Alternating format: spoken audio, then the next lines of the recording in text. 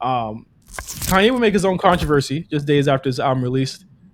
He goes on the telethon for Hurricane Katrina. Hurricane Katrina happened literally like I want to say the week of or the week after this album actually released. So he goes on a telethon and he's there with Mike Myers. And Mike Myers says like this long guy. I had to watch it the other day. Mike Myers says like this long ass like monologue about shit.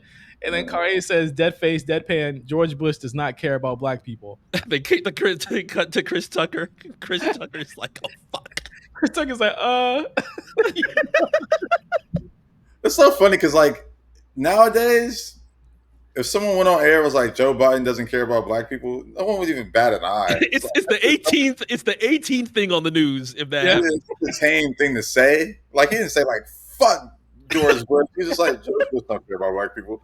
And honestly, it was absolutely correct. I mean, it's crazy, man. Like that's why, like, again, empathy, man. We look at all the crazy things he says now, and certain things he says as of late, the last couple of years, that have kind of come true, and we've kind of seen in different ways. So it's like, I don't know, man. I want to have empathy for Kanye because I think his heart's in the right place. I think we thought nothing of it at the time because this is like his first major public snafu, if you will. You know what I'm saying? Like this is the first one, but I think people were just like, I think a lot of people give him like chances. They're just like, okay, he's just wilding. All right, he's wilding, and then it gets to like slavery is a choice. It's like, all right, they go like, what's going on? This is a far cry from George. Yeah, the Brit Award shit when he's just like, I couldn't win this award. I think most people were like, all right, he's just passionate about this shit that he's doing. But this was like the first heavy, like the entire nation looking at what you are, or at what you just said. Obviously, was there like I don't even know what it, because obviously so many other areas in the country have their own experience. What was the Katrina experience like in Virginia or in Los Angeles?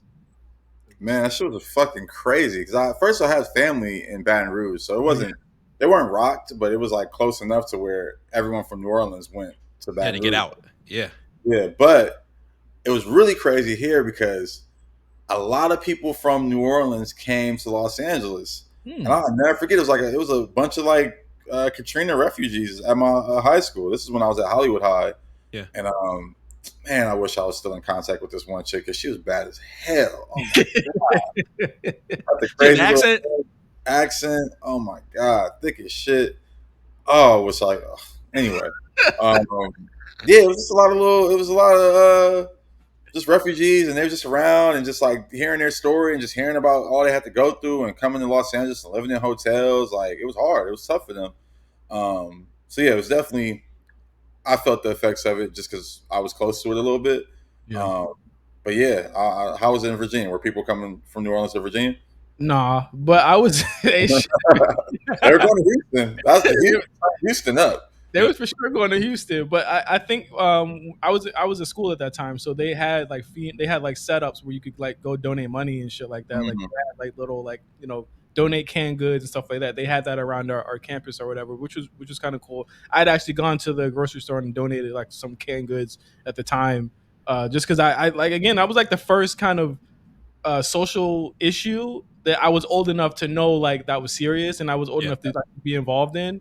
And it actually made me feel like, okay, I have to do something, or like this feels right to do.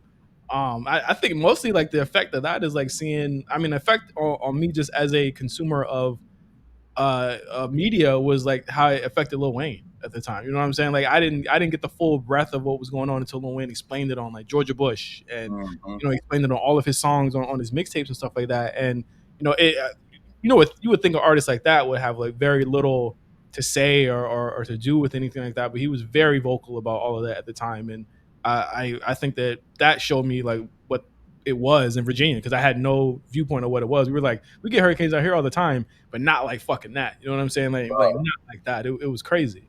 No, New Orleans is still fucked up to this day from Katrina. Yeah. Like no, there's still places that haven't rebuilt, still places that like abandoned homes that were flooded and they just left them. Like I was out there last year and I was like, damn, this shit, you can still feel the effects of this shit. Yeah, you that show with Bryan Cranston, what's it called? The Judge, where he's like the judge. Your Honor. It takes place there. and they Yep. Oh, film okay. a lot of the stuff around those wards, and you could still see like huge swaths of places that are just uninhabited and just empty. You know what I mean? And there's just land out there, and it's a sight to see. I want to go to New Orleans one day too. I got to make that happen because Nice, man. Good food, good people. I got to go check it out. But